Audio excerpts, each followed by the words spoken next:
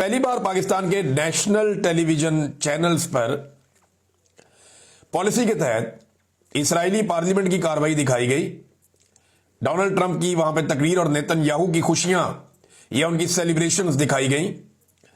N उस वक्त जब पाकिस्तान में फलस्तीनियों के हक में निकलने वालों की लाशें पड़ी हुई थी, यानी जिस वक्त पाकिस्तान में लाशें गिराई जा रही थी, उस वक्त पाकिस्तान के national TV channels Israeli parliament की कार्रवाई दिखा रहे थे, जिसमें नेतन्याहू की सेलिब्रेशंस चल रही थी और डोनाल्ड ट्रंप वहां से खिताब कर रहे थे।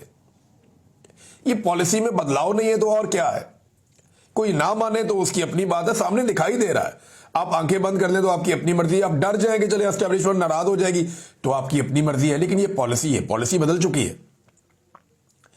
इमरान खान, जिसको सारी जिंदगी पाकिस्तान की एस्टेब्लिशमेंट ने, उनके टाउटों ने और इमरान खान के सियासी मुखालिफिन ने इसराइल का एजेंट करार दिया, आज वो इमरान खान पाकिस्तान का सबसे मकबूल लीडर है, उसे पाकिस्तान के नेशनल टेलीविजन पे नहीं दिखाया जा सकता क्योंकि मिलिट्री एस्टेब्लिशमेंट का हुक्म है। लेकिन नेतन्याहू, जिसके फैसलों ने बहुत तबाही फेरी गजा में और जिसकी जंगें बड़ी मशहूर हैं, अब उस नेतन्याहू को पाकिस्तान टेलीविजन दिखा रहा है, पाकिस्तान के टीवी चैनल्स दिखा रहे हैं। ऐसे कर दें, यानी इमरान खान को दिखाने पे पाबंदी है एस्टेब्लिशमेंट की जानिब से। इमरान खान की शक्ल आप नहीं दिखा सकते क्योंकि वो इसराइल का एजेंट ये कहते हैं ना उसे, लेकिन जो खुद इसराइल है उसको दिखा सकते हैं।